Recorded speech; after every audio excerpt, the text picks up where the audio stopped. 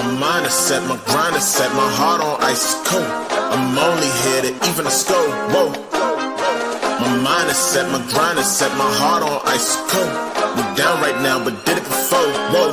See from here we going up. Made the call, I shown up. Now the game is sewn up. Say my name is blown up.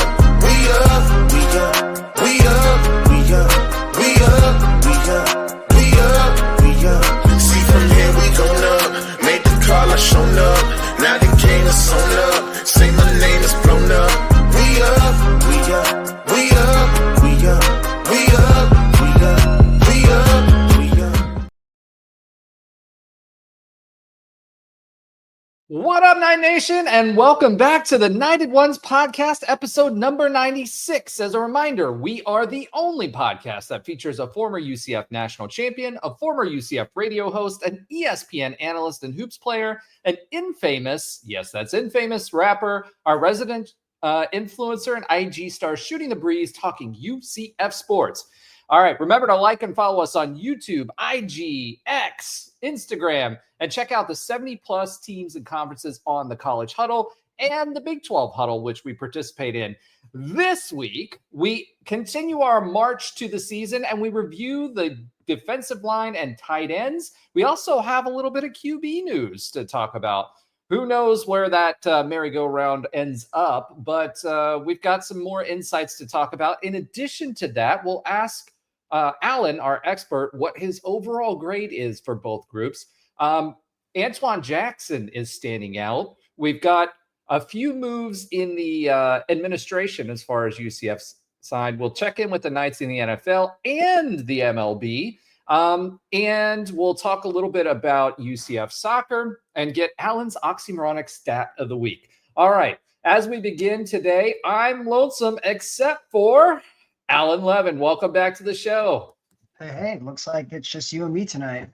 It is. We're holding it down. All right, let's get that patented hair flip, please.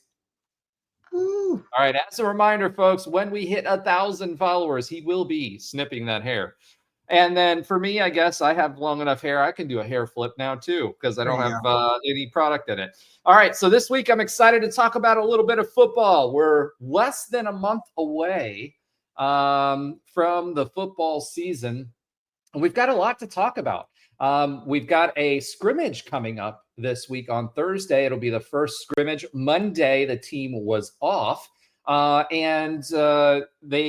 Tuesday, Wednesday, they'll practice. Thursday, they'll have a scrimmage. And that's where we'll really get to know a little bit more about our QB situation. That's the one in the biggest flux. I think our wide receivers are locked down, as our DBs. However, QB is definitely up in the air. So we'll talk about that a little later. But now let's go ahead and start with the defensive line. So Alan, why don't you talk to us a little bit about the defensive line and what we should expect? Yeah, I think for people that follow UCF football fairly closely, everyone knows defensive line is clearly the best position group on defense and potentially the whole team, which is something we'll get into. It by far, we know that UCF was absolutely decimated by the transfer portal and graduation last year. As Faraz has talked about multiple times, there's 60 plus new players on the team. So, but when it comes to the defensive line, it's more than 60 plus. It's 69 players, just shy of nearly. I should have said nearly 70 then. Yeah. But defensive line by far is the most, in terms of quantity, the most amount of returning players. It's not even a question. There was very little attrition there, which we'll talk about. And it's a really, really exciting defensive front. Our edge rushers, our tackles, all coming back. We got some, obviously returning talent. And then we also landed some exciting transfers as well. So if we break this up into the edge rushers and the tackles, starting with the edge guys, we have 4 returning from last year, as well as 2 incoming transfers. And honestly, didn't really lose any defensive ends at all from last year's team that were, that made a huge impact. So obviously we know it starts with Nigel Kelly. He's been already named, I think, 3 preseason award lists, widely kind of anticipated as our best player. I think he's our number 1 ranked player in NCAA football game, like an 88 or whatever. So anyways, he's been getting on a lot of preseason award lists, and for good reason. He led the team in tackles for loss and sacks last year. Comes back and should have a monster year.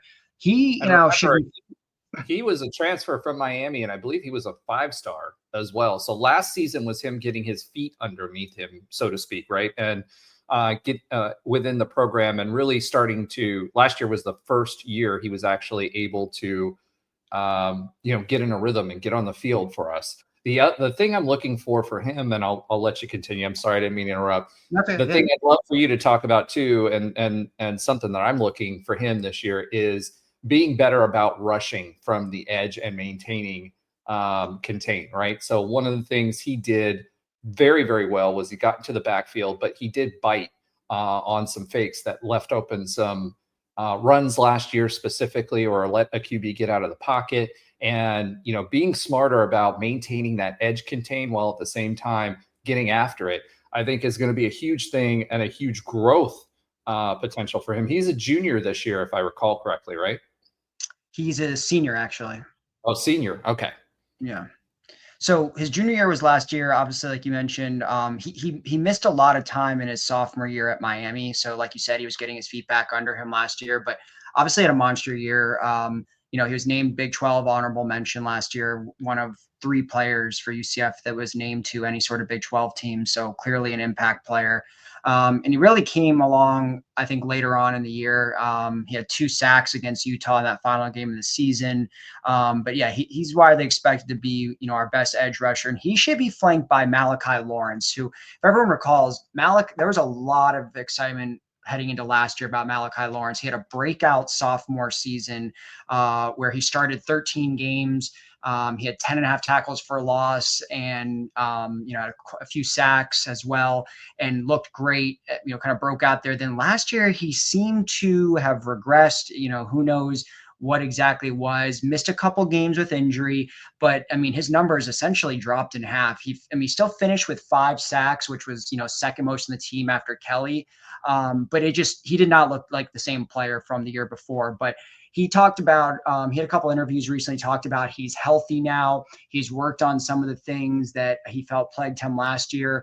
Obviously, there's some continuity with one of the defensive line coaches from last year, and he feels a comfort level with Nigella Kelly and a lot of these edge rushers that were on the team last year. So there's some good continuity there. I think Lawrence is a candidate for a bounce back player of the year. So that's really exciting.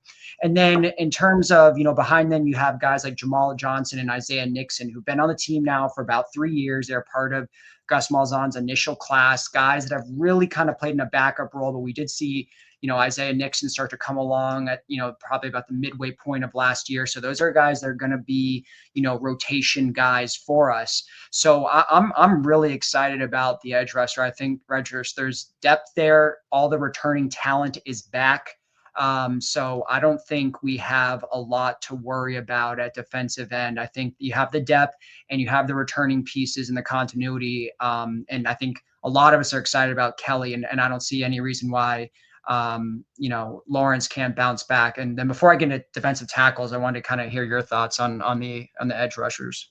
Well, and I may have missed this, so forgive me if I'm repeating myself, but did you say anything about Sincere Edwards yet? No, I didn't. I was going to get into him next. So, I'll say that and then you can kind of give your piece. So obviously, I was going to get into the transfers last, but Sincere Edwards, huge pickup. We talk about adding already to Kelly and Lawrence. Sincere Edwards was one of 3 freshmen on Pitt's team last year that played in every single one of their games. So he was a special freshman.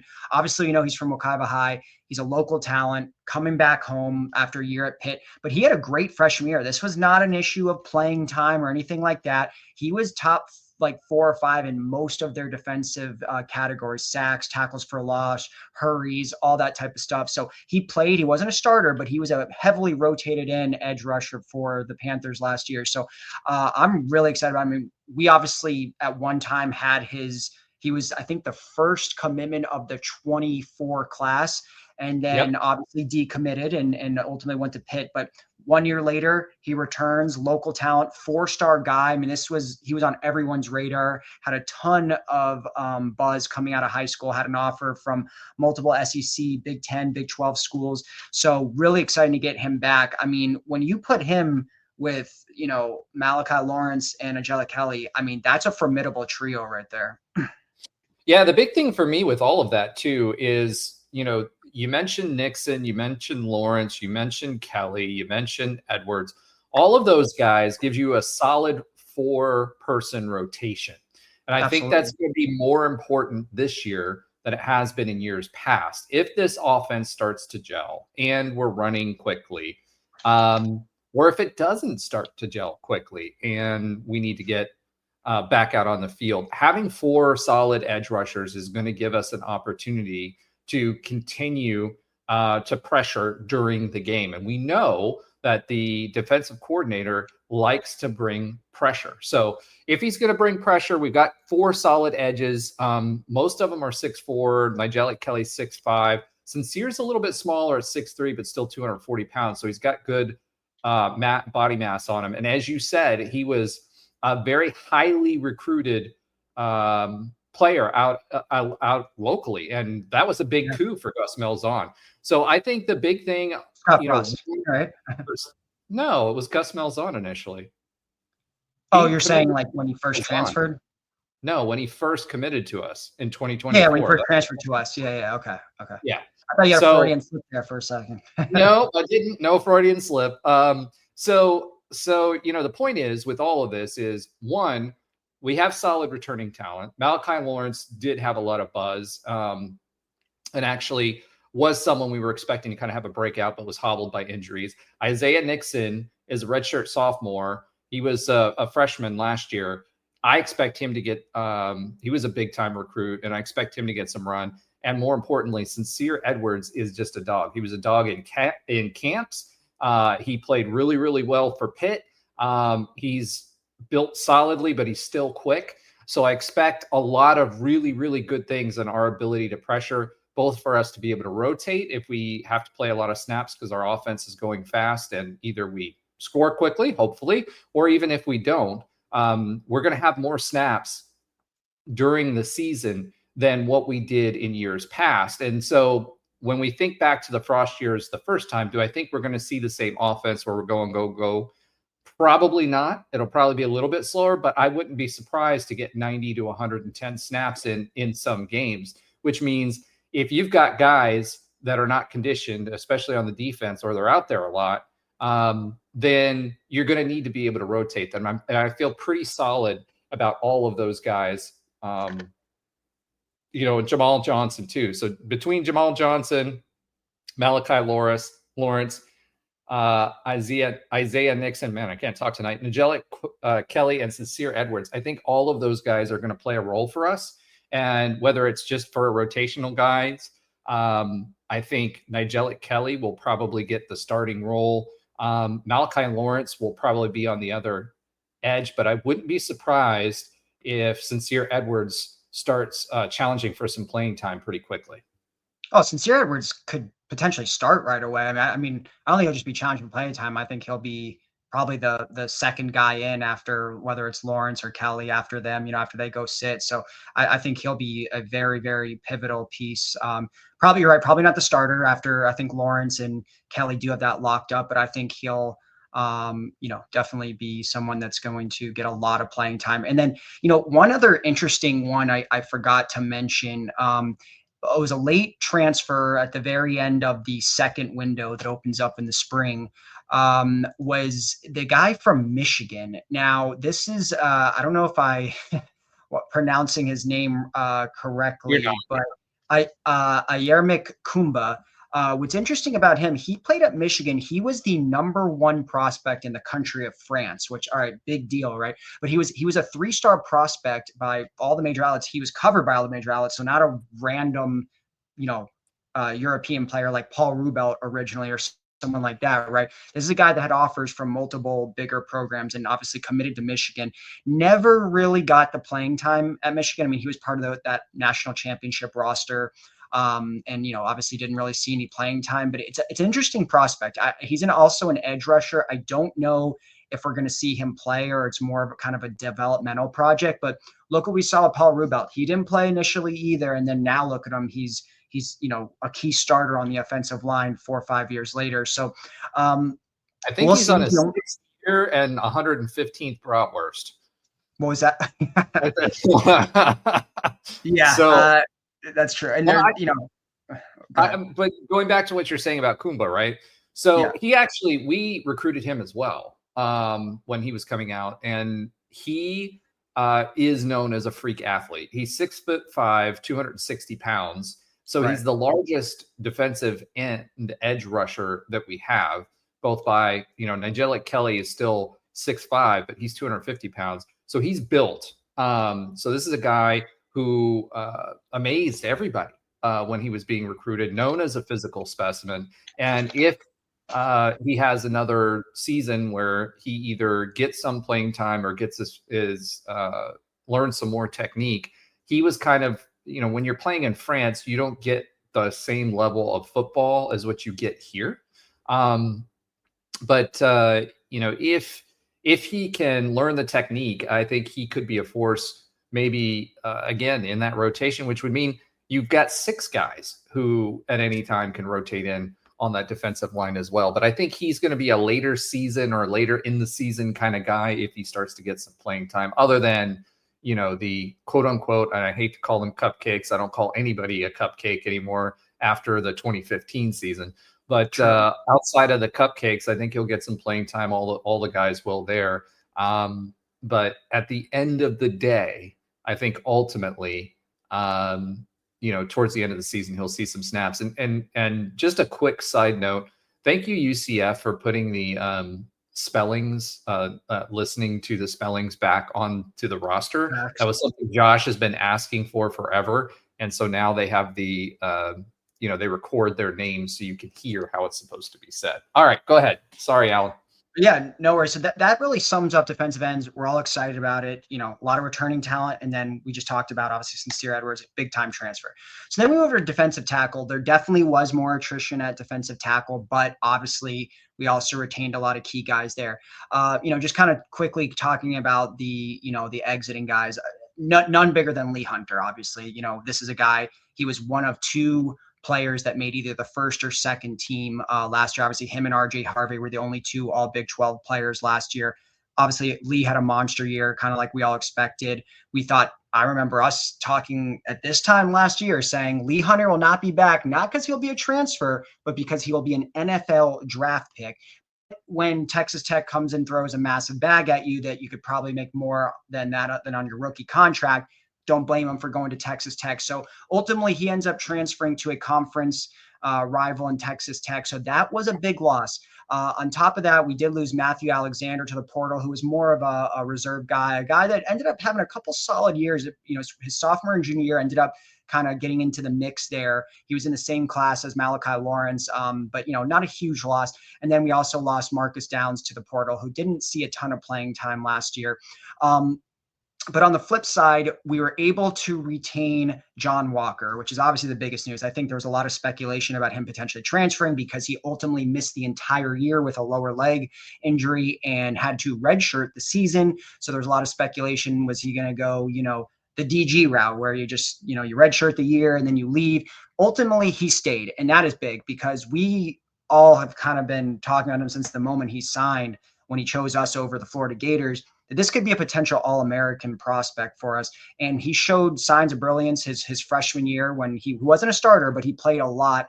And then he had that unfortunate injury about 3 to 4 weeks prior to season, about this time last year. But he's back. He's healthy. He's fully expected to be a starter and kind of get back on track there. And also there's we would have had, it would have been interesting to see what he and Lee Hunter could have done last year, because we were expecting big things from that duo, right? It never seems like when we have, 2 solid stars like that, that somebody ends up getting hurt, right? But you're right. He's going to be a big deal. And he has come out, and the UCF produced a video for him where he talked about his injury and how he was hobbled. Even, he was coming back towards the middle of the season end of the season last year, but he was still hobbled and he's fully back. And John says he's fully back healthy. So I'm excited to see what he's going to do.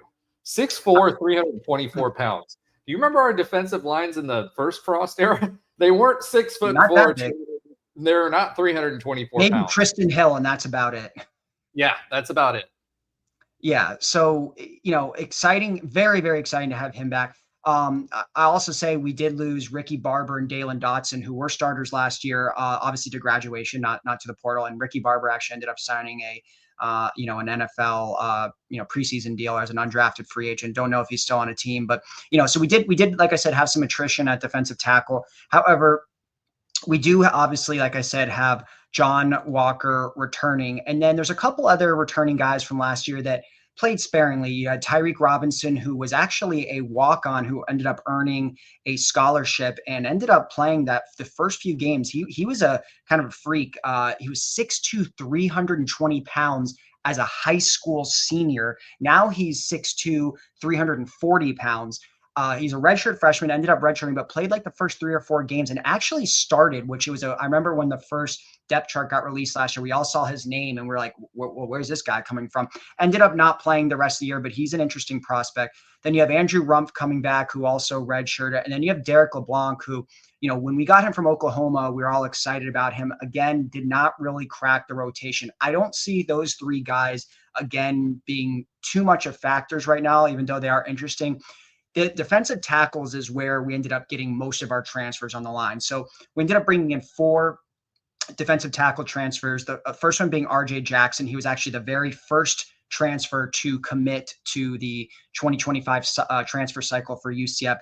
A guy out of Tulsa who's played a lot of significant games. He's a guy that's already expected to start, played in all 12 games last year, had 3 sacks, 25 tackles, and pretty much has played every game he's been at Tulsa, which was his freshman and sophomore year. So he comes in as a junior. He's a guy that will probably start 6'3", 310 pounds. Then right after that, we landed Horace Lockett from Georgia Tech, who this is someone we're really excited about. And UCF's a little familiar with him because he played against UCF in their last bowl game when he was at Georgia Tech. This guy is 6'6", 355 pounds. He's had big dude. Yeah, huge guy. He plays nose tackle.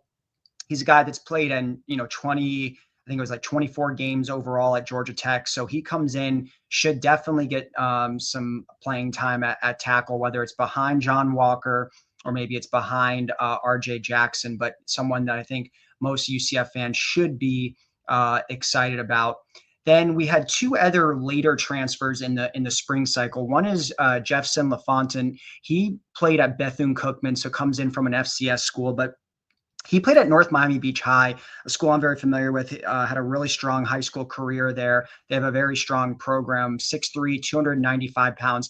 He played a lot at Bethune-Cookman, but again, sometimes those defensive tackle prospects don't necessarily transfer, over to the FBS level, but we will see. We've had some success with tackles coming over from the lower ranks. And then finally, we had Rodney Laura, who comes over from UNC. This is a guy that's dealt with injuries for a big part of his career. He ended up, not playing at all as a freshman, then ended up redshirting again in his, second year at North Carolina, played in just 4 games, hasn't really seen a ton of action, but 6'3", 300 pounds, he could be in the mix. But if I had to guess, I would say at this point, it looks like to me, John Walker and RJ Jackson Jr. are going to be the top 2 guys at tackle. But again, I think we have depth there. We have a big line. Everyone on the line is over 6 foot and over 310 pounds. I mean, 310 is the smallest guy that we have. So we have some beef there and we have some depth, maybe a little bit less than last year. If you think, obviously Lee Hunter and Matthew Alexander and some of the guys that we had there. So maybe a little bit less depth. But when you talk about John Walker returning and some of these transfers we got, I feel really good about the tackles as well. Yeah, Horace Lockett and RJ Jackson Jr., you should know those names. I think Rodney Laura will play a factor, but Rodney Laura won't play a factor this year. I think he's a redshirt sophomore. To your point, he was injured. So I don't think he's going to be as much of a factor. However, Horace Lockett and RJ Jackson Jr., both juniors, which is good, which means they'll have this season and next season with us. Horace Lockett was very, very, very highly touted coming out of high school. He also did very well at Georgia Tech. That was a big loss for them, someone they didn't want to lose, Right. and someone that was very, very disruptive. And I think he was all ACC as well when he was with the Jackets. So to me, I think Horace Lockett's going to be someone who's going to move bodies. RJ Jackson Jr., also similar kind of guy. Granted, it's in the AAC at Tulsa. Tulsa, for some reason, has a tendency to put out good linemen. I guess it's that Midwest Oklahoma kind of thing. But he also had a lot of accolades as well and was very, very disruptive for Tulsa. So those two transfers, I think, granted, we talked about some of the other guys, John Walker, but I think those two guys are going to be are going to be factors for us this year and can move offensive lines. And they both came in the spring. They both were turning heads in the spring, and they both were mentioned numerous times during interviews and folks that were there watching both behind the scenes as shareholders or as folks that were there for, the scrimmages in the spring. Both Tyreek Robinson and Horace Lockett will be factors this year. Yeah, 100% agree. They're going to be big factors. So I think it's very safe to say that defensive line as a whole is the best, by far the best position group on defense, has the best combination of returning proven assets. We talk about Kelly and Walker, and then the most exciting, I think, transfers coming in that are also fairly proven at their previous schools, Power 5 guys for the most part. So I feel good about that. Then I will kind of talk about, there was supposed to be 2 freshman signees when it comes to defensive tackle in the 2025 class. The one that we were all really excited about was Ryshawn Perry. Unfortunately, he signed his letter of intent, but never made it onto campus, and it does not look like he's listed on the roster. So I'm not quite sure what happened there. He's not going to be on UCF's 2025 roster, but he was an exciting guy. 3-star, had offers from Auburn, a couple other SEC schools, multiple Big Ten schools. Miami was a top-rated recruit in Covington, Georgia. Unfortunately, he won't be on the roster. The other one was a very, very late signing, actually on the day of National Signing Day, was Trenton Turner. He's a non-ranked recruit. I don't know if he's considered as a walk-on. He had 0 FBS offers other than UCF, but he's 6'2", 280 pounds. So again, maybe a developmental project. It doesn't really say if he's a walk-on or not, but he literally signed on signing day. So it's kind of a last-second Frost move, who obviously only had a few weeks to get prepared after he ended up returning to UCF. So Trenton Turner is on the roster. Don't see him as a guy that's going to be playing, but he comes out of Lakeland. So semi-local guy, Central Florida, and maybe a prospect for the future. But, again, I think we should all feel pretty good about this defensive line. Yeah. What would you, we kind of talked about it last week. I think this is our strongest by far. Defensive line is our strongest position group as a whole. So, I expect us to be able to pressure the quarterback all season long between the ends, and we've got depth there. We mentioned 5 or 6 names there, plus who we've got in the middle. I think that this defensive line is obviously going to be a strength, but I think it's the strongest unit on the team. Defensive backs probably the second strongest. Well, actually, I take that back. Running backs, we haven't talked about yet. I think that would be 1 and 2, or 1A and 1B as far as the strongest position groups on the team. But as far as everybody else goes, defensive line is by far going to be the strength of this team this upcoming season. How would you grade this defensive line against other defensive lines that we've had in the past? Is it the best defensive line we've had? I don't think it's the best. I would put it, if I'm thinking, let's go recent, from let's just say from 2013, UCF's first like really premier season to about now, I would probably consider this top 3 or top 4. To me, a couple other lines that probably stick out a little bit more. That 2017 line with Tristan Hill, Jemias Pittman, Tony Garrod. I mean, that to me is probably number 1 or number 2. There were just a bunch of studs on that. Then when you think about 2013, there was a lot of really big names on that defensive line as well. So I would probably put it in the top. And it wasn't healthy last year, but last year's, if fully healthy, could have been one of the best ones too. When you talk about Lee Hunter, if John Walker would have been healthy, Malachi Lawrence, a lot of those guys. So Nigella Kelly. So I would probably say it rivals last year's because John Walker is back, and probably somewhere in the top 3 after 2017 and 2013. I mean, 2017. Tony Garrod signed an undrafted free agent deal. Tristan Hill got drafted in the second round. Jemias Pittman played on the Dolphins for 2 or 3 years. I mean, that line had some dogs. So tough to say. I mean, I think maybe when we look back at the end of the year, maybe that we're speaking a different tune. Maybe it ends up being, a top 2, maybe number 1. But I think a little bit for now remains to be seen.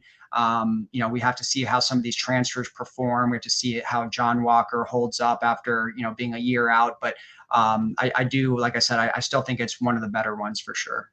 Yeah, I think Lockett's going to be a big factor for us this year. I know we're talking about John Walker. I know we're talking about Sincere Edwards. I know we're talking about those guys, but I think Lockett's going to be a huge factor for us. That Georgia Tech defense last year was really, really, really good, and he was a key piece of that defensive line. So I expect big things from the defensive line. I expect big things from Lockett, and I do think this is the best unit on the team. So we started with a bang. Let's go ahead and swivel it to a position group that is not the top position group on the team, but still one we should talk about in tight ends. We had a big loss there last year. Yes. So let's go ahead and talk about the tight ends.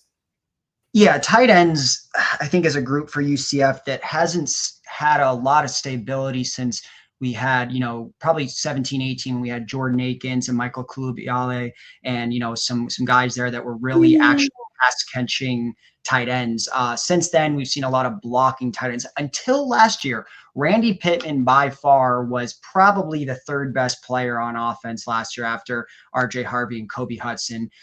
This is a guy that what we all expected. He broke out, I think most Knight fans agreed that he got underutilized. He could have probably had a much bigger year. A little bit, obviously, when RJ Harvey eating up a lot of the offense and we played a very ground heavy game, but Pittman was underutilized and he was a stud. There's no surprise that he was one of the top, we'll call it free agents with, the way college football is now. He's one of the top free agents in college football, and obviously ended up signing with Florida State, not just because Gus is there. I'm pretty sure they would have been happy to get him regardless if Gus was there or not. So losing Randy Pittman hurts. He was 3rd on the team in receptions, yards, and touchdowns. But that being said, I don't think the tight end position, I actually would argue that the tight end position right now is probably one of the best it's been in quite some time, maybe since 2017. I think it starts with 2 guys, Kylan Fox and Dylan Wade. Kylan Fox, I think we all look at least I do, as the Randy Pittman replacement. He was extremely highly recruited. He came in the class right after Pittman, so it was like back-to-back wins at tight end, a high 3-star guy, 6'4", 230 pounds. Well, it depends on where you look. He was 4-star too in certain. Okay, so yeah, so he was a highly recruited guy, 4-star, like you said. Last year they could have, redshirted him. They didn't. He played in 11 games last year. Was he mostly on special teams? Absolutely. He only caught three passes for 22 yards, but you could tell this guy is more than just a blocker, more than just a special teams guy. He looks like he could be very special. He was ranked actually 12th nationally out of all tight ends coming out of high school. So yeah, you're right. He was a 4-star guy actually by 247 Rivals and ESPN. So I'm sorry that I did say 3-star, but he was a 4-star. So he was a really big get for UCF's 2024 class. And I don't see why he can't turn into our next tight end star as soon as this year. The main competition, for reps and for catches at the tight end spot is going to be Dylan Wade, who comes in from Maryland, who had a strong year at Maryland last year, was, I would say, a bigger part of their offense. Caught a few touchdown passes. I think was top 3 on the team in catches and receptions and yards. So this Dylan Wade definitely has the experience. Played in the Big Ten. I think was a fairly strong get at transfer, and they needed one. They needed to get one other, big tight end that could catch the ball, and that was what Dylan Wade ended up being. So when you talk about Dylan Wade and Kylan Fox as your top 2, I feel very good about it. Would I feel better if we had Randy Pittman? Of course I would, but I definitely like these 2 as our 2, potentially main, catching tight ends. And I think the last time we saw the tight end actually get utilized was under Coach Frost, like I said, with, Kulubiale and Akins. And I know I'm missing one. And Jordan Franks. I mean, we had some, that's 2 guys that made it to the NFL right there, and Franks and Akins. So they played really well in Coach Frost's offense. So you have Wade and Fox to start.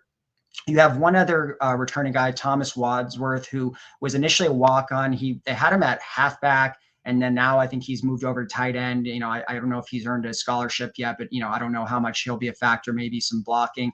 Then they also brought in another transfer, Max Drag, out of App State. I don't know. Again, hold on. Let's stop there. I mean, is that not the best football name ever? Max Drag? Max Drag. It's like the perfect football name. Come on. It's like the drag route. That's the first thing that I think of is the drag route, right? So that or Colton Boomer. What's the better football name? Oh, that's tough because Boomer's great for a kicker.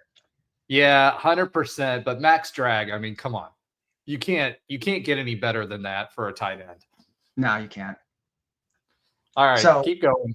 Yeah, so you have Drag coming in with a great name out of App State. Played over there at App State. Obviously, with our new offensive line coach coming from App State, not a surprise that we got a couple App State guys to transfer over. So I think he may be a factor probably as a blocker. I know in the one of the recent scrimmages they had, he actually had him as the first team tight end, but I know Wade and Fox actually sat out that. So really not much to glean from that.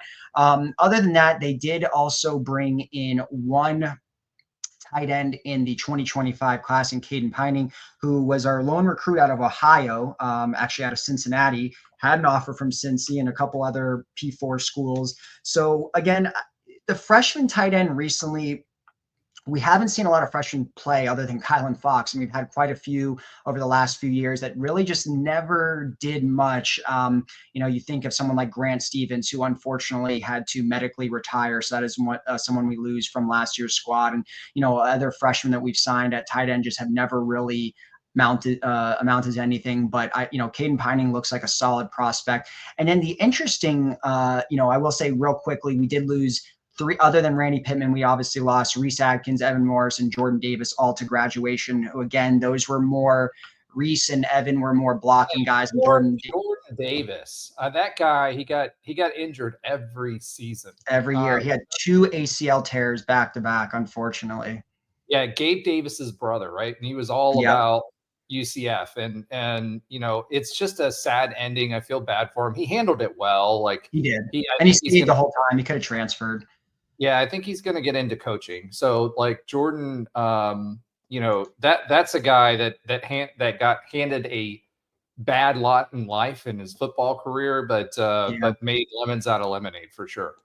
He did. You're right. And, I think we'll always have a special place in our hearts for him just because he is obviously Gabe Davis's brother, which I think is always cool when you have, a legendary UCF player's little brother play there. We've seen that with, Cam Moore, who's obviously Bam Moore's little brother, who's still, on the team now. So it's kind of cool when you see these little brothers come in. And unfortunately, I mean, Davis wasn't, he chose UCF, but he had his options. He wasn't just, we weren't his only offer. So he could have played.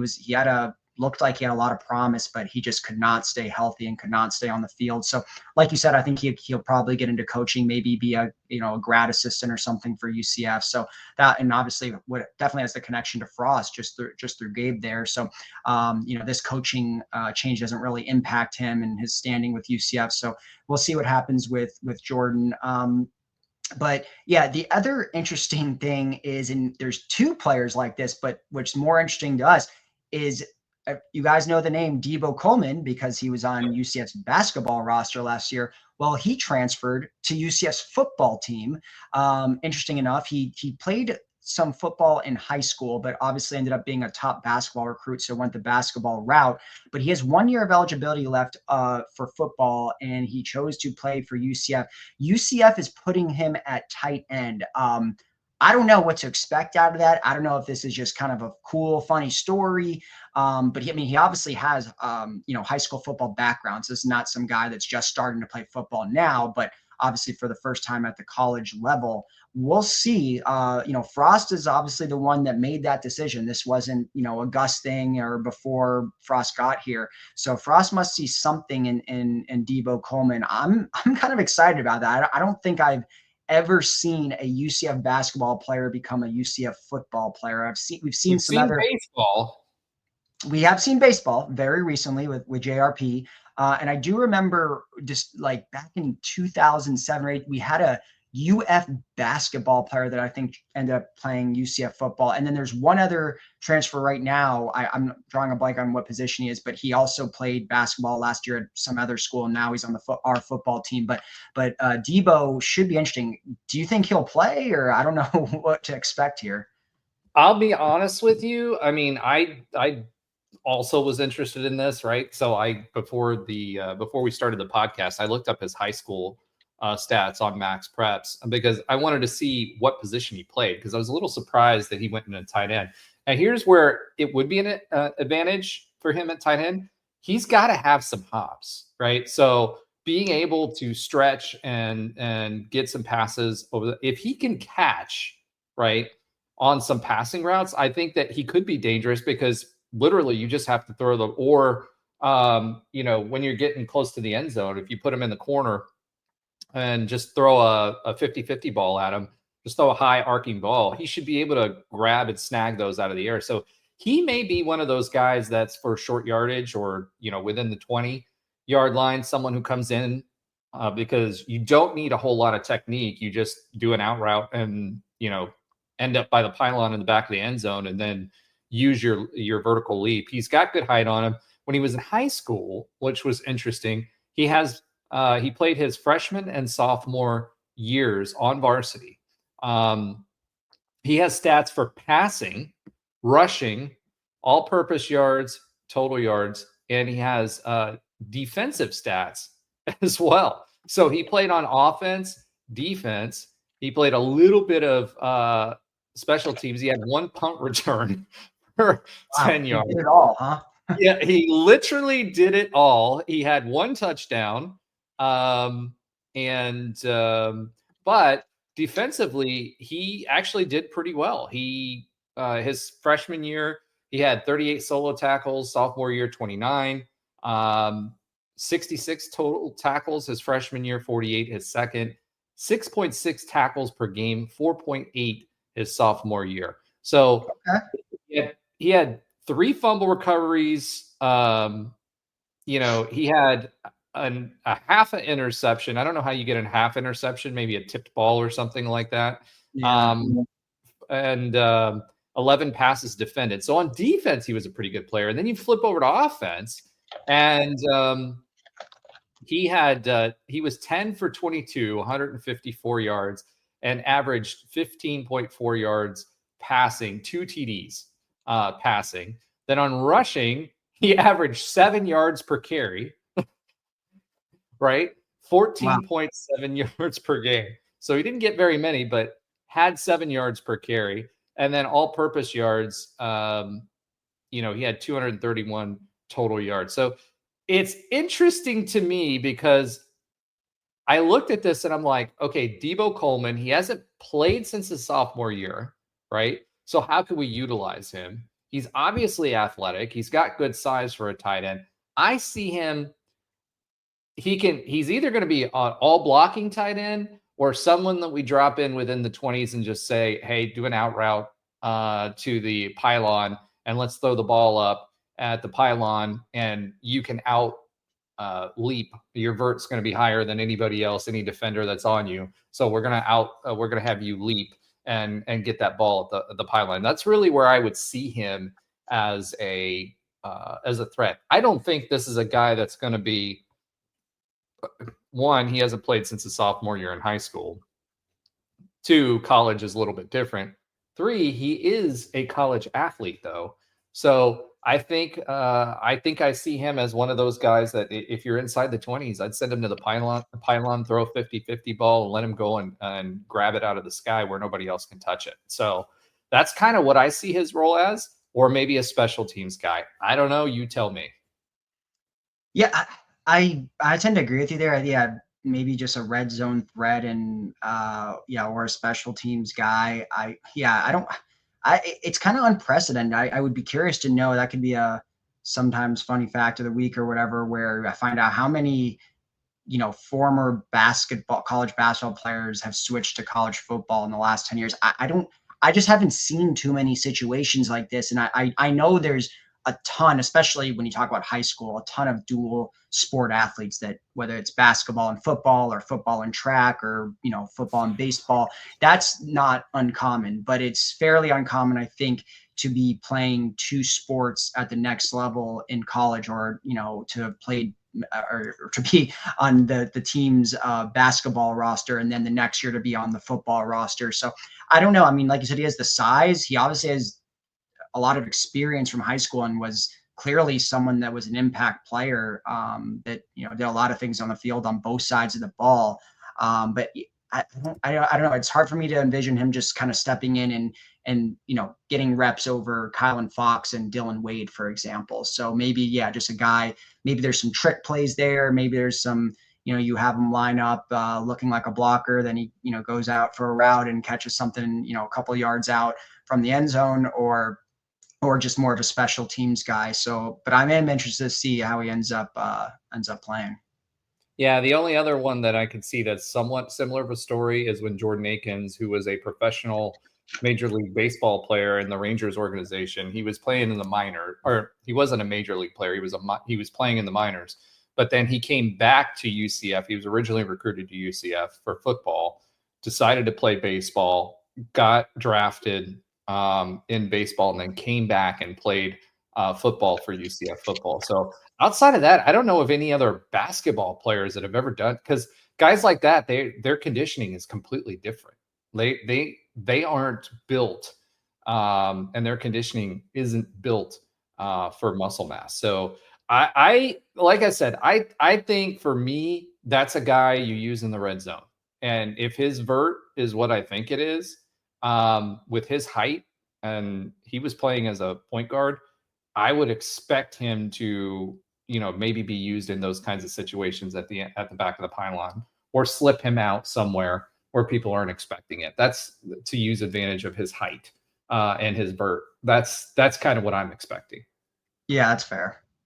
All right. So before we leave this topic and move on to the QBs, let's talk a little bit about who do you expect to start for D-line? Who's your expected starting line for D-line and tight ends? And what's your overall grade for both? Yeah, I think, we mentioned it briefly, but, at defensive end, I do see Malachi Lawrence and Angela Kelly being the two guys at the end there. And then at tackle, I know John Walker has one of those spots locked up.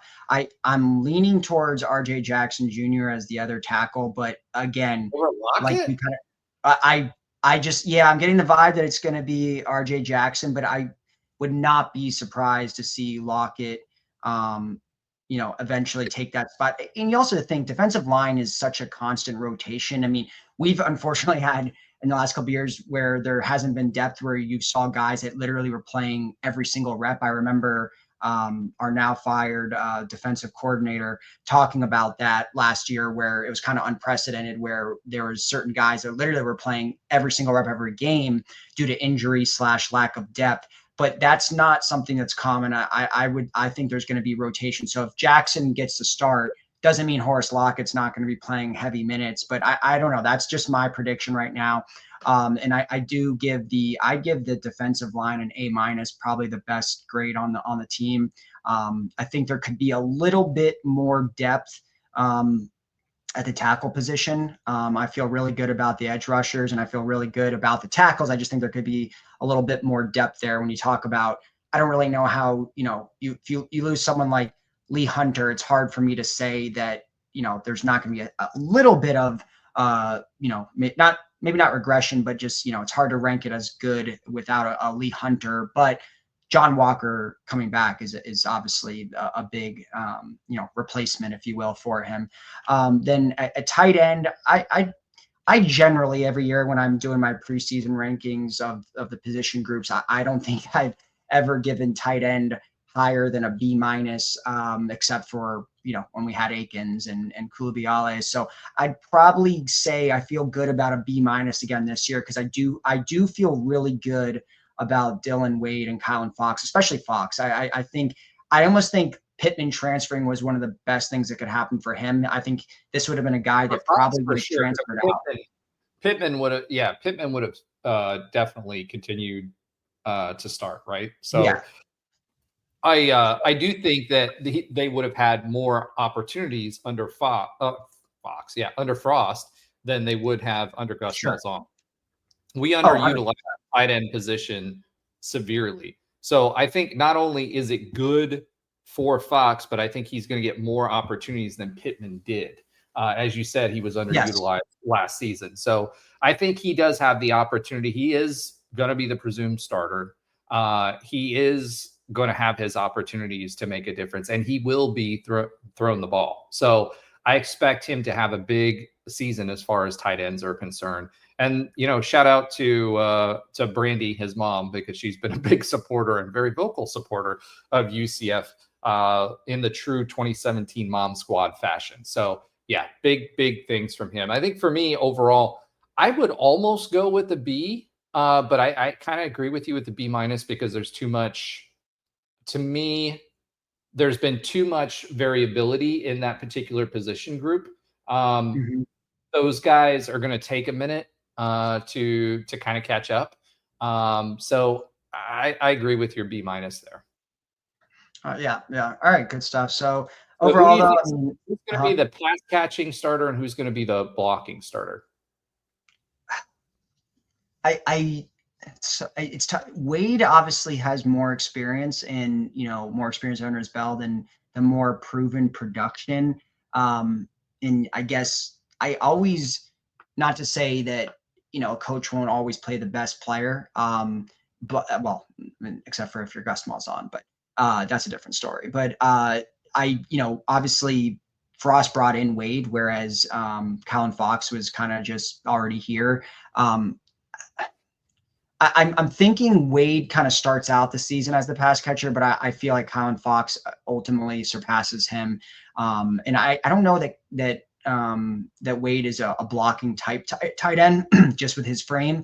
I would think that'd be someone more like Max Drag, for example, that would be the blocking tight end. So I want to say that it's going to start out to be Wade as the guy. I mean, you talk about a guy that just has a lot more experience. He's a redshirt junior and, has been in college football for 4 years compared to Fox going into his second season. So, but I do think Fox ultimately ends up cutting into his role by the end of the season. Awesome.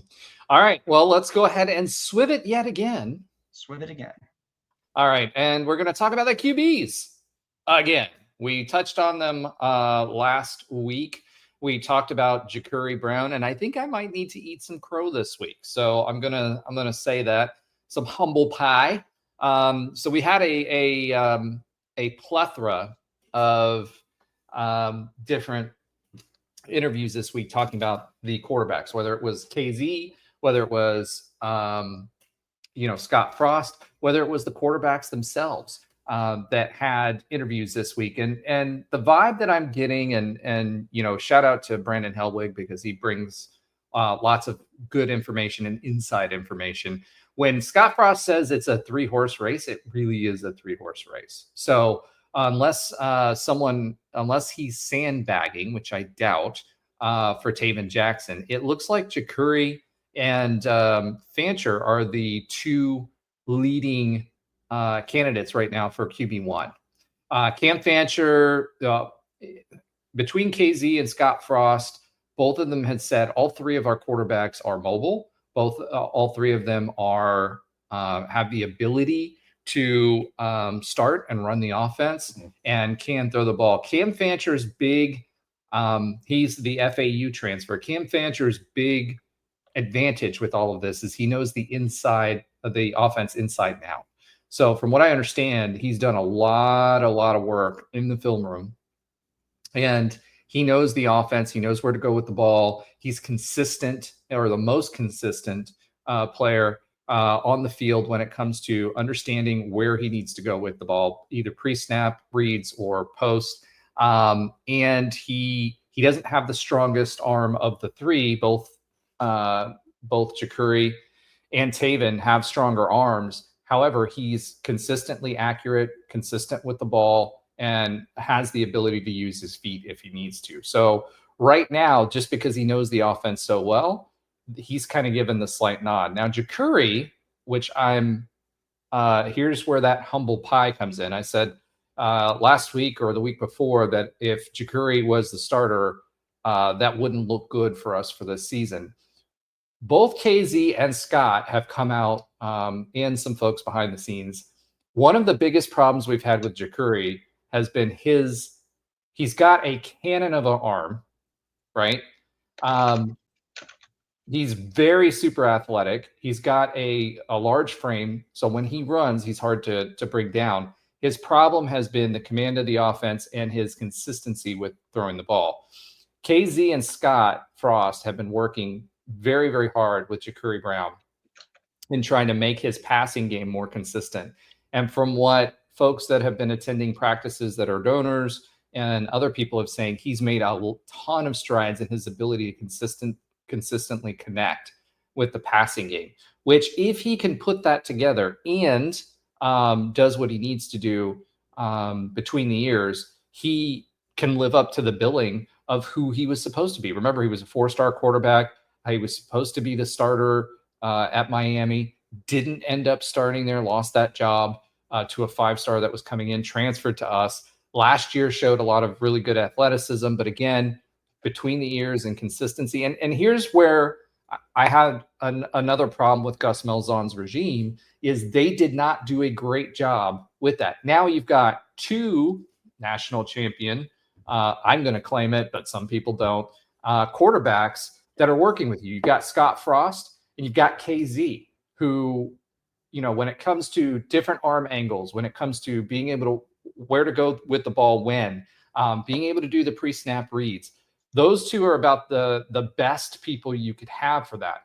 Scott Frost for the running game, because when he was playing for Nebraska, that was a Tom Osborne offense that used a lot of wing type concepts. And then you have KZ, who was more and more proficient at those arm angles and making sure you're consistently getting a good release, making sure you're going to the right place, and he could read the offenses really well. So I think those 2 really made Jacuri, and from what they've said, have really focused with Jacuri on those 2 aspects of his game. And so it really is a 1A, 1B. Now, Taven Jackson, who I've been a supporter of, what I'm reading in between the lines, Taven Jackson had an interview this past week where he said, I've got a chip on my shoulder because I've played quarterback and I've gotten beat out, or played backup multiple times. In high school, he was a big time prospect. The thing that I'm hearing, though, is that, and KZ even said this, is his confidence and his ability to pull the trigger and just step up and say, hey, I'm going to own this offense and we're going to march down the field and we're going to get this win, is not as strong as the 2 others. So I think he's got all of the measurables. He was super highly recruited. He's paid, he's from an NIL perspective, he's paid the highest of all of the quarterbacks. And I think that the big thing that he's going to need to do is show that he wants the position and that he's going to be the guy in the 4th quarter, like KZ did so many times, who's just going to say, we're going to score on this drive and I'm going to make it happen. So he's, again, very athletic, has the ability to be mobile, has a strong arm, but does he have the will to win? And Thursday is really the opportunity, because both KZ and Scott Frost have said nobody has really stood out consistently. They've all stood out at times from the other, but nobody has stood out consistently. However, Cam Fancher is the most consistent when it comes to where the ball needs to be placed, getting it there, when it needs to be, doing the pre-snap reads, understanding the offense.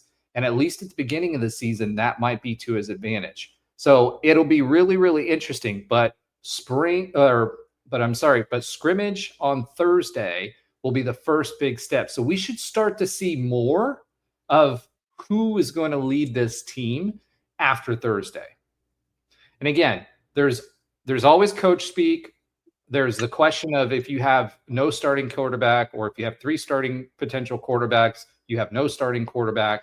But I truly think that if Jacurri has made the strides that people are talking about, and he can do that on a consistent basis, he may finally get to that superstar status that he had the physical attributes to be. And I think that Coach Malzahn and his staff failed him last year. We talked about why that was. And I think if he really digs in, and it seems like everybody's saying this QB room is supportive of each other and has that type of culture, I think that he could actually maybe break out this year and live up to his potential. So what do you think about that, Alan? Do you have any other thoughts you want to add? Yeah, I mean, the QB race is something that's, I mean, it feels like we've had QB races the last, gosh, since Dillon Gabriel left, it feels like. I mean, I know JRP was kind of locked in that second season that he was here, but other than that, it's kind of been, let me ask you this. Do you really think there was? Because I don't think there was. I think Gus Malzahn chooses his quarterback, whoever it is, and that's who he's going to run with. I mean, look how long KJ was in there, especially after he was brought in. We paid him a lot of money for UCF NIL. And right. Gus Malzahn, saw the same performance as we did. And he was out of shape, overweight. And other than TCU, really didn't live up to his billing from a quarterback perspective. And he rode that horse for a long, long time. JRP and Mikey Keene, no matter who was the better quarterback in the offseason, JRP is the starting quarterback. I don't see, and the way he recruited, I don't see Gus Malzahn. I don't think we've ever really had a quarterback competition when it came to that. I think he had his quarterbacks, and that was it. Scott Frost, on the other hand, has been very, very specific, and I believe him, that he'll play the best player.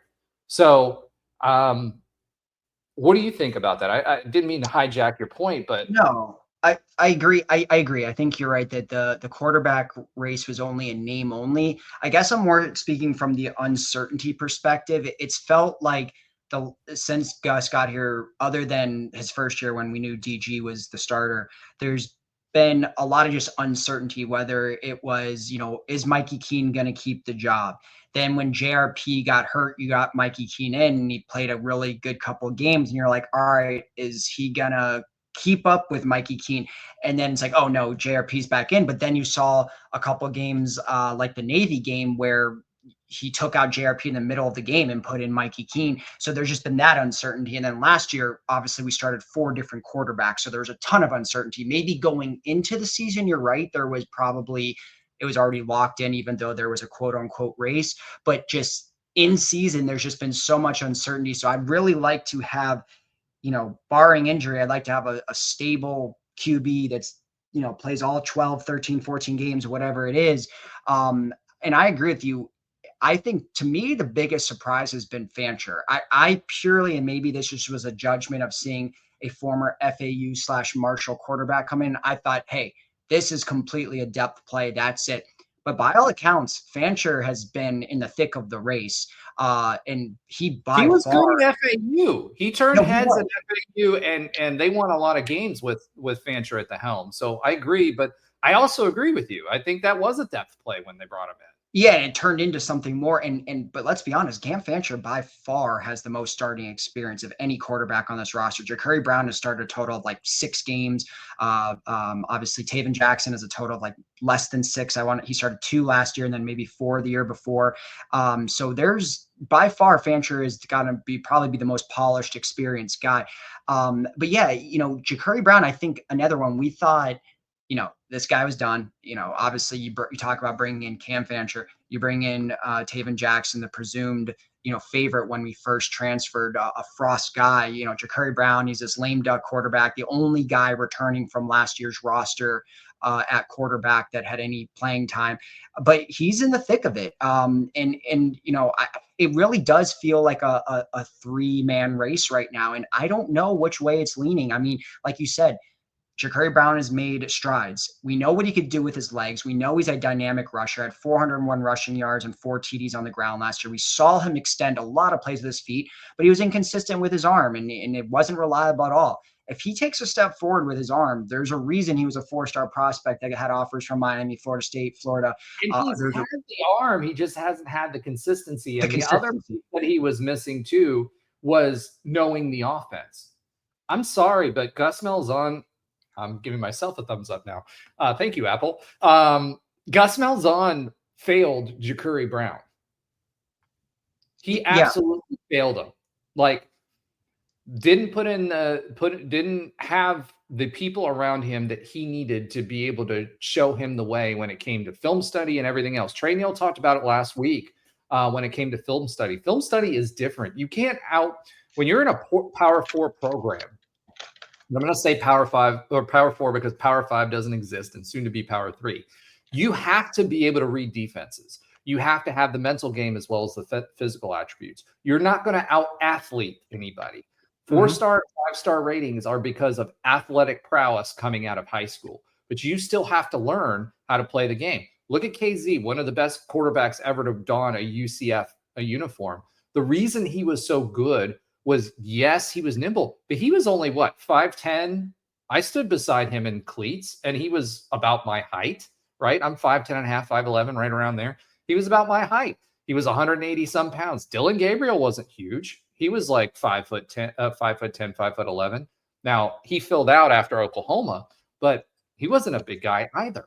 The quarterbacks, he has the physical attributes. He has a big arm. He has the ability to run. He's hard to bring down. He does well in the RPO game, but he didn't have it between the ears, and he didn't have a consistent pass. If he can be consistent 75% of the time, he could be consistent with his arm, Ja'Cory Brown could win a lot of football games in a UCF uniform. Yeah, no, there's no doubt about it. I mean, I'm always a guy that likes, I know Ja'Cory's a transfer. I always kind of like the guy that's been at UCF. When it comes to quarterback specifically, I don't really care about as much other positions, but I always prefer homegrown guys, which we don't have any on the roster at all. They all transferred. But Ja'Cory's the next closest thing to that. Obviously, I want whoever's quarterback to be the best man for the job. It doesn't matter if they're transfer or not, but I do think, Ja'Cory being here for a year, like you said, now, learning the offense a little bit more, having all the physical traits, having the speed that we saw obviously Mackenzie Milton have the ability to do with his legs. We're used to fast quarterbacks over here at UCF. So Ja'Cory has that. Can he get consistency with his arm? Then I think he should be the favorite. I just don't know. I mean, we haven't seen anything. That UCF doesn't release a ton of tape of him, maybe his best pass in practice or something here and there. But we do hear things. We do hear things. Yeah. We hear things from practice that are not official, right? So folks that spend a lot more money on UCF football than I can afford right now. Hopefully that will change. But, those folks that are spending that kind of money and are showing up at practice are saying those things too. So it's not just what KZ's saying. It's not just what Frost is saying. It's also people that are at the practices and are seeing these guys. And I think that the litmus test, again, they're running 7-on-7s, 11-on-11s. That's what they're basically running in practice right now. Until you get these guys in live action, which you'll see them in scrimmages and starting to see that and seeing who separates themselves, that will be the difference. And we haven't even talked about Taven Jackson yet. Taven Jackson is athletically gifted as well. He's got the right size.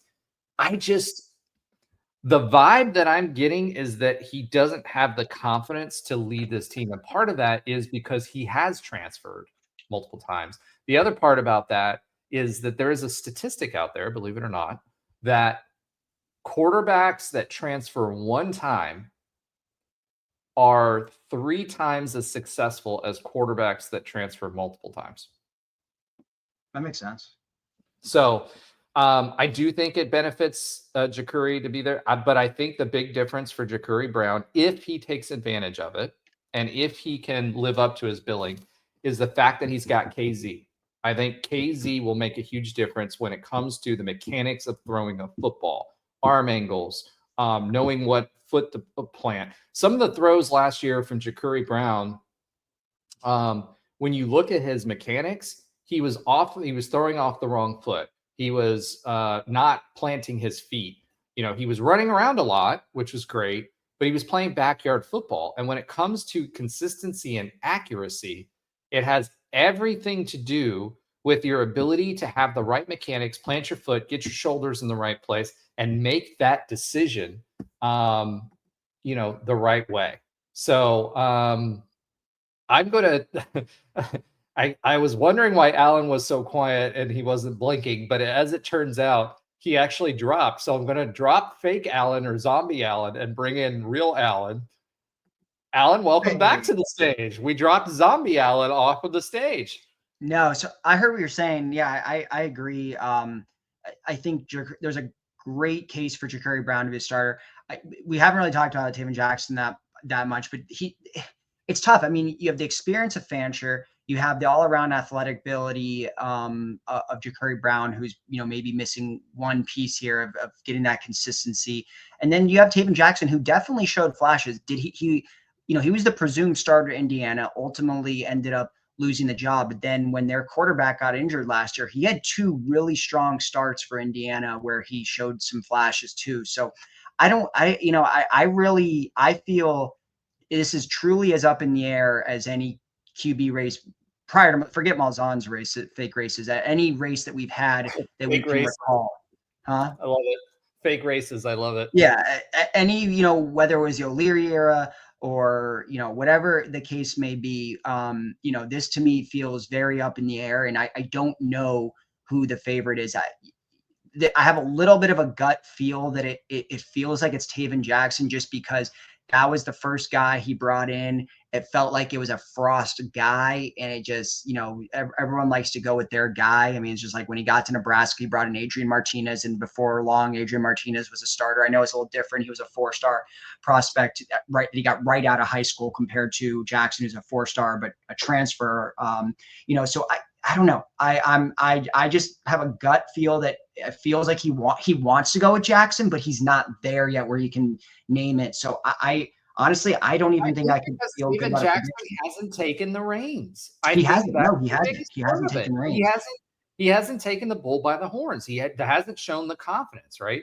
So Taven Jackson, believe it or not, in his last 5 games, he's won every single one of them, including beating Washington, beating Purdue, which actually 66-0, which is interesting, and Nebraska. So it's that's why Frost likes him. He beat Nebraska. Yeah, that's 100% why. But his stats, when you look at his stats, they've gotten, they're not flashy, but they hasn't played a lot, so they aren't flashy, but they're good. So like last year, he was 23 of 37, 62.2% completion percentage, had 349 yards, averaged 9.4 yards per attempt. So that's actually pretty good. If anywhere between 9 and 10 yards, you're pretty successful. 4 TDs, 1 interception, 69 long, 171.7 rating.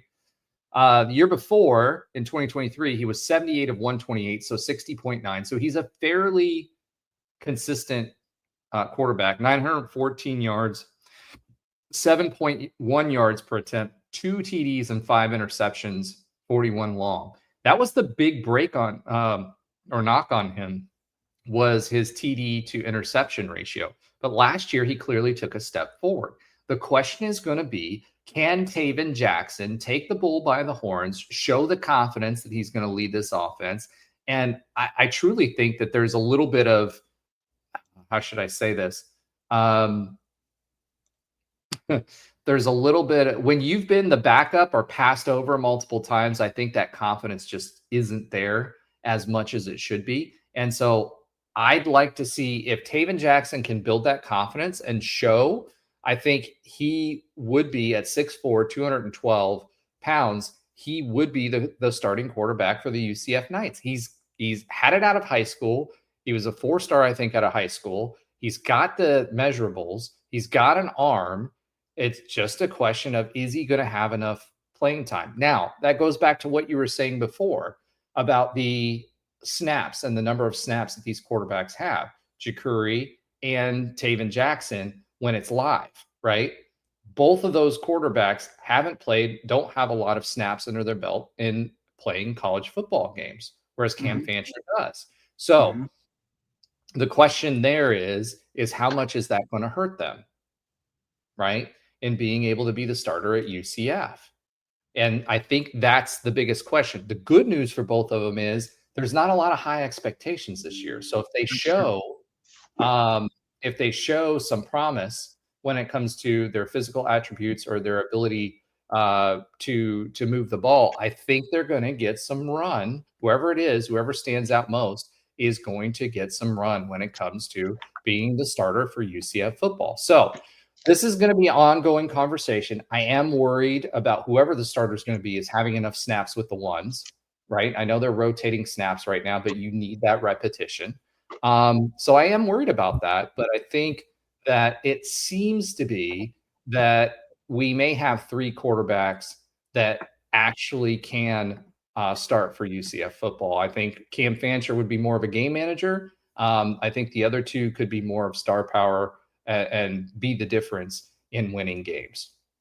Yeah, no, it's a very interesting race. I think it's a tad concerning that no one has about 3.5 weeks before the season, that no one's really stepped up to really take away that position. I don't think, regardless of who it is, I do not think we're going to see super high level dynamic quarterback play this year. I think there's the chance you see the game manager, which to a degree that can lead to some success. We saw it with Mikey Keene, granted in a lower tier conference, but there is, something about that can work. Hey, he beat Florida. That's all I'm going to say. He did beat Florida. I think if we are going to see true dynamic star power at quarterback, something like we haven't seen since DG or KZ, I think it's going to be with Jakuri Brown. That is a guy. I mean, we already know how electric he is with his feet, and we saw him. What he did against Iowa State. He was running in all. I mean, what he run for like almost 200 yards that game. He's the only quarterback on the roster that can do that. There's not a doubt in my mind. If he can pair that with a halfway, consistent arm, not arm talent that is there, but just the consistency of hitting his receivers in stride and making good reads, we could have a dynamic star quarterback on our hands this year. If that doesn't happen, I think we are going to maybe have an average or slightly above average player at quarterback, which could be okay when you compare it to last year when we didn't know who was starting game in and game out for the most part, and 4 different starters is usually not a recipe for success. So I think it can't be worse than last year. Right, it wasn't. It can't be worse than last year, but I don't think this year, and maybe not until next year or the following year when Frost gets a true, exciting freshman QB out of the high school ranks, are we going to potentially get to what we've seen at a lot of points in the last decade or so? But that doesn't mean it can't happen this year. I'm just leaning towards, when you talk about the season being this month, and there's still really not a bona fide starter that's pulled away, to me, that there's going to be concerns about that regardless. And whether he's slow playing it, whatever the case may be, if there was a guy that was locked in and looked significantly better than his 2 competitors, if he's starting, there wouldn't be any question. Yeah, there wouldn't be any question. Right. So that's where it's at. But hopefully we just get competent, consistent play from a guy that plays and starts all 12 games, where there's not controversy and we're not calling for his head 3 games and 4 games. And then the next guy comes and has 1 good game and they're like, oh, he's awesome. Then he sucks the next game. All right, let's bring in the next guy. I just want some sort of consistency at the position would be nice, especially when you talk about, we know we can do it on the ground with our running backs, and we don't know a lot about our receivers yet, but we have talent there. Huh? All of them are mobile. All of them are mobile. So you can Right. do it with the quarterbacks too, right? So Right. I agree. It'll be really, really interesting to see what happens after this first scrimmage, because I think you have to name the starting quarterback by the second scrimmage. You have to. I think you have to. So we'll see what that language looks like after Thursday.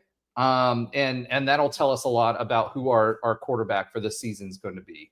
So yeah, I agree with you. And that's why we're going to continue talking about this as we lead into the season, right? Because quarterback is the most important player on the field.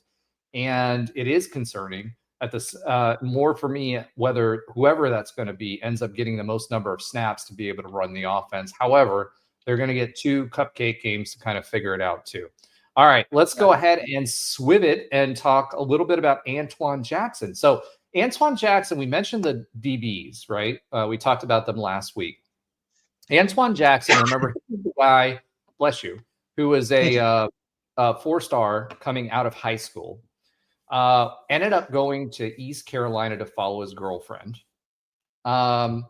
Came from East Carolina, transferred to UCF, and was a very, very good player. We were expecting a lot out of him last year. He got hurt, so injured, and that seemed to be a theme last year for our players.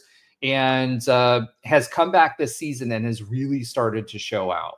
So when we're talking about defensive backs and we're talking about folks that can stand out, he kind of got lost in the noise for a while because of his injury, and that tends to happen when you get injured and you don't hear from him. But Antoine Jackson is standing out on the field and is one of the guys that's getting the most buzz when you ask questions of the players, when you ask the team, when you ask the people that donate a lot of money to the shareholder society and show up at practice. Antoine Jackson is a name that's consistently coming up, and he's a ball hawk.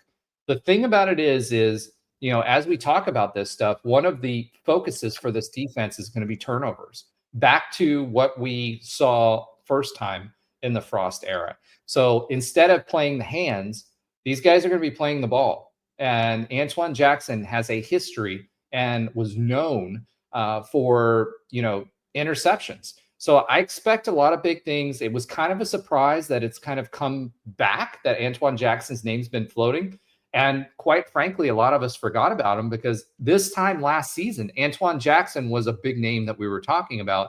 It seems like he's come back fully healthy and he's coming back into his own. So I'm really excited to see what happens with Antoine Jackson. Anything you want to add to that? Yeah, agreed. When it was a surprise that he signed to ECU, but like you said, he had a girlfriend there. This is a 4-star prospect that had an offer from every school in the country, essentially. And when we got him from ECU, we were like, oh, this is a big deal. I don't think he had a bad year last year. He just kind of had an up and down year to a degree. He was injured most of the season. Like he played. Yeah, he had some injuries, obviously, but yeah, he wasn't what we were expecting. But like you said, first of all, if you haven't gone to UCF's Instagram page recently, they showed a one-handed interception grab that he made in practice the other day. Was just spectacular. Obviously, on one of what I expect to be one of our starting wide receivers in black. Correct. So I think, everyone's practice tape looks well to a degree that gets put out, publicly, but mine did. Mine did. Well, yeah, it's who's going to put out bad tape of themselves, right? So I think that but either way, I think we should be excited about Antoine Jackson. I think he could take a huge leap this year. And yeah, I think there's a lot to be excited about when it comes to him. So I'm excited to see what he can do. And I think he could definitely be one of the starting corners for us. Yeah. So you have a couple of other notes on here about Paul Rubelt being named to the Werfel Trophy watch list. Interesting. And defensive Nigel Kelly being named to PFF's all Big 12 preseason team. So kind of going back to that defensive line that we were talking about. That's some pretty high praise and sets expectations for us. Do you have anything to add to that? Yeah, I mean, I think it's, there's not much to add other than, I think it's a really cool story when you talk about a guy that I don't think anyone really expected much when it was kind of kind of a head turner. Like when we first recruited, we was like, oh, this guy from Germany, where did that come from? Josh Heupel recruit. Funny to say that he's still here. When he's been here since Josh Heupel was a coach. So, been here in the program for a long time, and he stayed through 3 coaching staffs now. He's going to be one of the few Knights, and I think really one of the few players across college football that started his career and ended his career in the same college, which is, I think, a cool story in itself, regardless of where you're from or what position or whatever. But the fact that he's really worked from this guy that we saw as a raw prospect. I mean, 6'11", 350-pound guys don't grow on trees. So him, that alone was always pretty crazy. What was that? I said, that's a lot of schnitzel. That is a lot of schnitzel. So, to see him, I think, develop really from where he was day one, where he was nowhere near even the 2 deep by any stretch of the imagination. He didn't even speak English when he started here. Right. They had to learn German to teach him technique. Right. I mean, the fact that he stayed through all that, I mean, he probably was a guy that probably had home Poland because he was in this weird country. He doesn't know anyone in Orlando, all this stuff.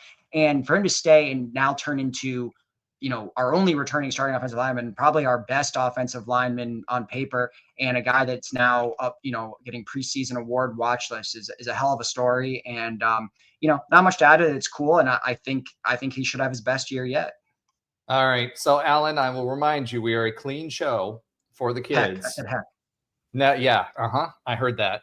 All right. So outside of that, the next thing I kind of want to talk about is we have hired a GM. So a general manager of UCF football. We've talked about this before. Scott Frost has hired Trent Mossbrucker as the UCF football general manager. Interesting thing is, different schools are using this in different ways. In the era of NIL and roster management and all of that, GMs have kind of become commonplace amongst power conferences. And Trent Mossbrucker, believe it or not, was actually with UCF football in the past. He also followed Scott Frost to Nebraska. And he's really been a long time administrator. He was with us in the 2017 timeframe. He was with Purdue for a while. He was with Louisville for a while as well. So he in recruiting positions. So he's an AD now for football operations is at Nebraska, and now he's going to become the GM. So what does a GM do at UCF football? Well, as you remember, Jeff Love came in, and he was kind of the guy that wanted the GM position, didn't get the GM position, but came in and managed the NIL support, brought in 69 different players, which is crazy. I mean, 69 new players to a roster, negotiated all of that, and really did a lot of the heavy lifting. So what is the GM going to do? Well, they're going to oversee roster construction and contract negotiation. So some of those with the era of rev share, this is going to become less Wild West. And I'll say this, I met with a coach while I was up here in Santa Rosa Beach. They were here for their meetings a few years ago when NIL was really starting to pop off. And we ended up having cigars together, and then we had dinner together. The whole time we were sitting there, he was getting calls constantly from people's moms, players, everything, like the quote unquote uncles or agents or whatever, constantly fielding calls and negotiating. And this wasn't at a Power 4 school, right? This was at a G5 school, and constantly, like every 5 to 10 minutes, he was picking up a call. That's what this was. What a GM will do is bring professional roster management to UCF football. So Scott Frost isn't fielding calls from people trying to negotiate on the fly, bringing someone in. So he will lead the negotiation and roster management. So he's going to be the guy, like you see in the NFL, that's going to have the whiteboard, that's going to be negotiating. and trying to do that.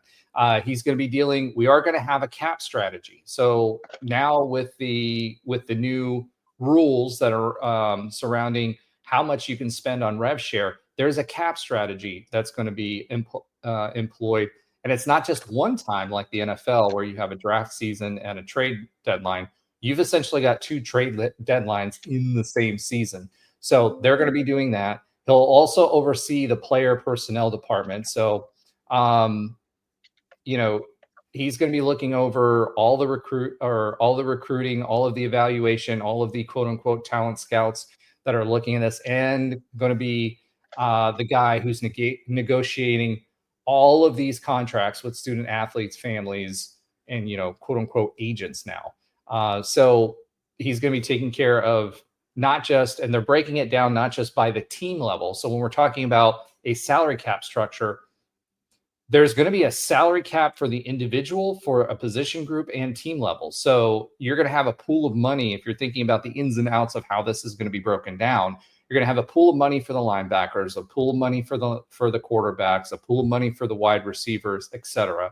That comes out of that team rev share program. And he's going to have to break that down and negotiate all of that.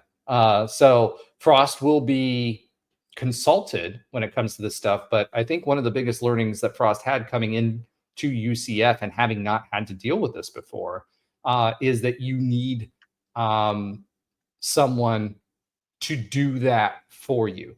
We're applying science towards this rev share. There's going to be valuations that are based on how much are we going to pay for not just a particular position or a particular team, but how much are we going to pay for an individual player? So he's going to be the guy that's going to be evaluating all of that. He's going to be the guy that's going to be managing the cap. He's the guy that's going to make sure that he's negotiating the contracts that go on this. So this is a new day. This is NFL light when it comes to contract negotiations. And this is what the GM's going to be doing. And I'm glad we have one. I don't know much about Trent as in his ability to fulfill this role, but Frost trusts him. He's been at Louisville. He's been at other Power 4 programs. And at Nebraska. And if you can deal with money at Nebraska with all the politics that are involved there, you've learned quite a bit. So welcome, Trent Mossbrucker, GM of UCF football. And then lastly, I wanted to touch on Javon Baker. So Javon Baker went to the Patriots. That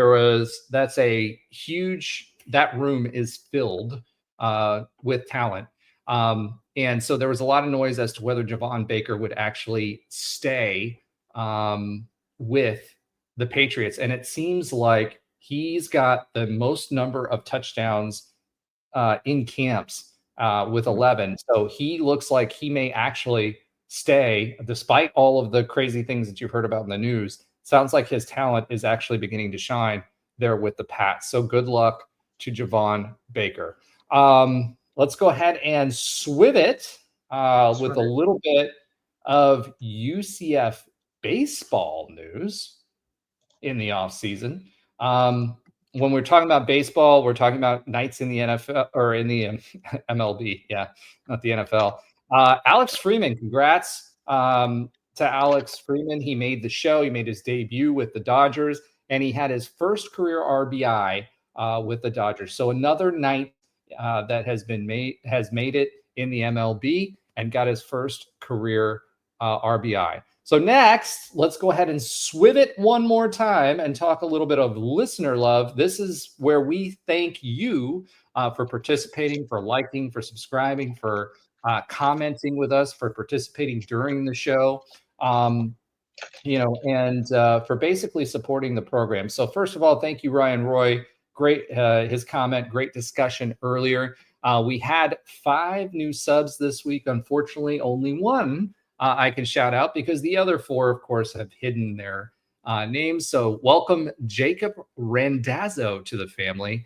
And then for Twitter, Megan Bridgewater. So mom to hometown hero Jordan Bridgewater is a UCF wide receiver, 3-star wide receiver who we picked up recently. Thank you for the follow. And shout out to the UCF Mom Squad at CB44 and at the Heel Brothers podcast. So apparently UNC is interested in us, and we'll probably have a conversation before the game. All right. Let's go ahead, and I'll just remind you, please tell your friends.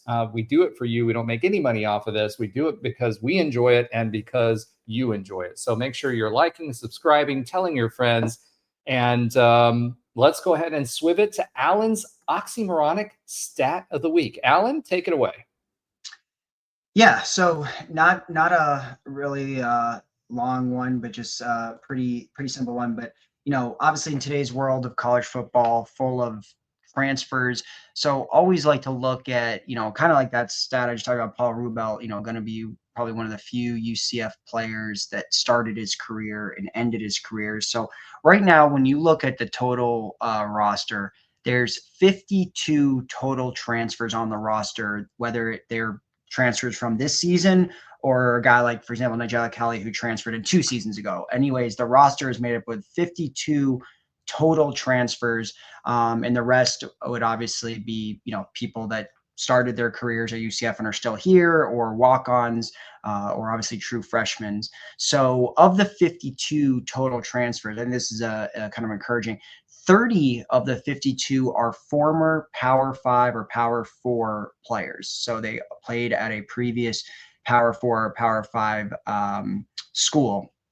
Then what I found interesting, you would think the next highest number would be Group of 5, but you'd be wrong. There's 15 former FCS or D2 players on this roster, and then the final 8 are Group of 5. So obviously largely dominated by former Power 4 guys, but 15 previous FCS or D2 players, and some of them even from the same schools as well. When you talk about 2 guys from Limestone, 2 guys from Brown, so some interesting people from kind of all over the college ranks, and just about half are from when you talk about transfers, from the state of Florida, which you think that would have been a little bit higher, most of the guys that come back home, but there's guys from all over the country on this roster when you talk about former transfers. So that is my stat of the week.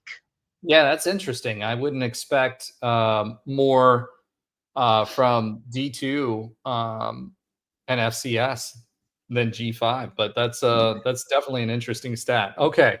As always, we normally follow this up with Josh's sometimes funny fact of the week.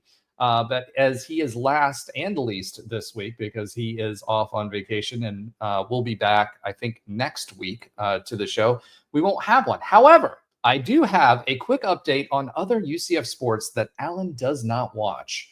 I know. So yeah, you really don't, because last week we didn't have anything in here. So so number one, let's go with men's soccer. They have their first exhibition game at home versus Stetson at 6:15 p.m. on August 9th. And number two, UCF women's soccer played Jacksonville University on the 3rd in an exhibition. They did not publish the score. So unless you show, you're not going to be able to see what the score was. Next up, we are at Miami August 8th at 2:30 p.m. Also, congrats to the team for earning the United Soccer Coaches Team Academic Award. And that will take us through this episode. Next week, we'll start breaking down the offense. So we kind of started with tight ends this week, but we'll do a deeper dive into wide receivers, running backs, and, the QB situation as it continues to develop.